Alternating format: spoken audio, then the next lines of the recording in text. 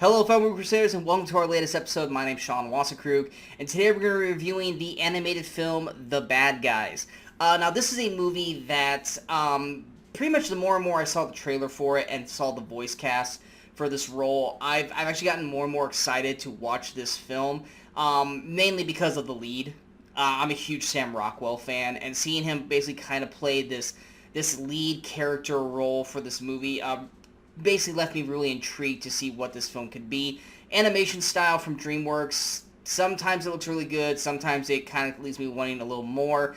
The animation style for this movie definitely wasn't what I necessarily wanted, but nonetheless, the plot, the characters, just the animals that they chose was really what kind of struck a chord with me on really wanting to see this film. I mean, me personally, snakes and sharks are two of my favorite animals, so having a snake and the shark as one of the main characters, even though I'm terrified of spiders, also being one of the main characters, it really kind of wanted me to really check this film out.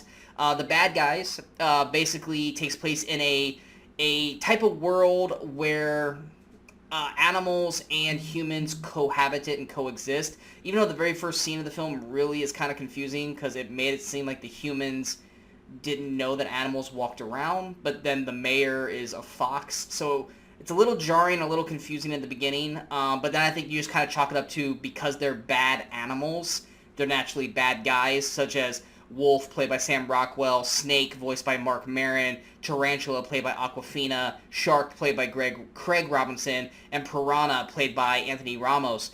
The actual story itself is very... I don't want to say it's Ocean's 11, but it's very kind of Rat Pack Ocean's type of thing. And there's even a joke in the film about George Clooney towards the Sam Rockwell character, because he does play that Danny Ocean-esque type of character.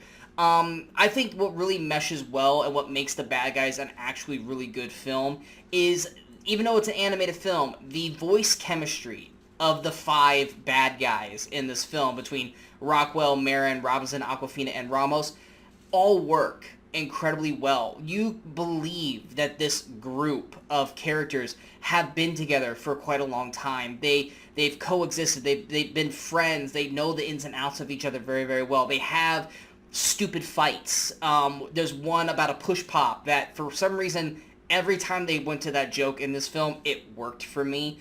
I think Mark Maron and Sam Rockwell as Wolf and Snake are two of the perfect kind of buddies in movies in recent memory. I think their back and forth banter works really well. Craig Robinson as Shark, I knew that was going to work immensely for me, so I like that.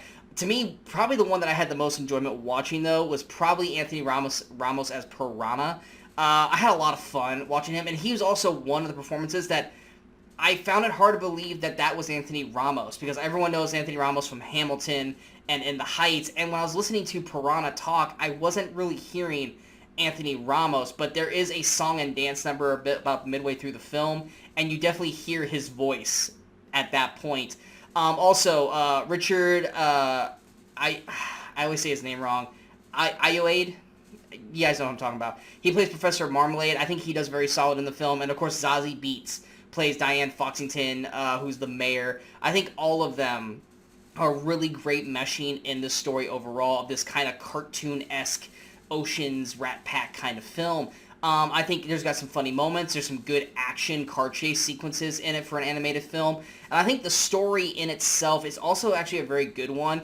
Not to the likes of like a Zootopia, mind you, but it's one of those things where you have these characters who are scary animals or dangerous animals, and they're just automatically treated and chosen down this dark path because no one trusts a wolf or a snake or a shark or a tarantula or piranha because they're dangerous animals, so they're treated as such. And the main plot of the movie is that they basically try to turn a new leaf and become good guys, or at least some of the characters do, and them trying to overcome that, and their character arcs of trying to overcome that was something that worked for me. I actually really was embracing the plot as well as the humor of everything that kind of goes into it. The third act does kind of go a little over-the-top animation, kind of action filmy kind of stuff, which works but doesn't work at the same time. I liked the kind of down-to-earth kind of true to life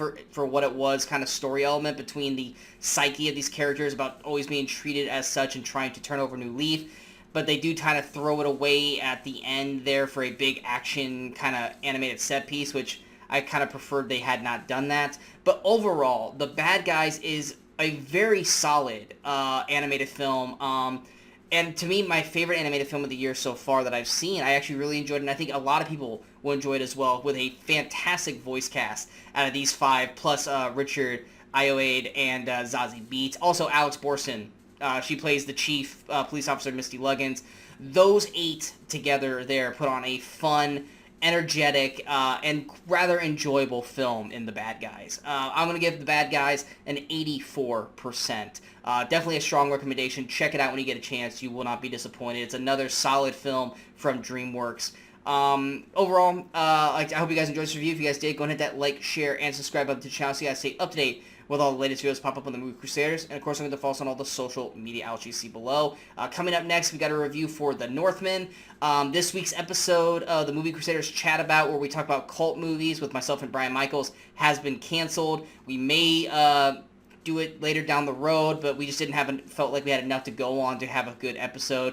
But we will be back next week when Brian and I talk about this year's summer movie preview. There's no real big movies that we could think of that come out next week, but Doctor Strange and the Multiverse of Madness comes out in 2 weeks on my birthday, so we will definitely have reviews for that, as well as previous review for the Unbearable Weight of Massive Talent. And then, of course, last week we had the Movie Crusaders Chat About, where we talked about reboots, remakes, requels, and OG films. So we got plenty on the channel for you guys to check out. And until next time, in case I don't see you, good morning, good afternoon, and good night, Movie Crusaders.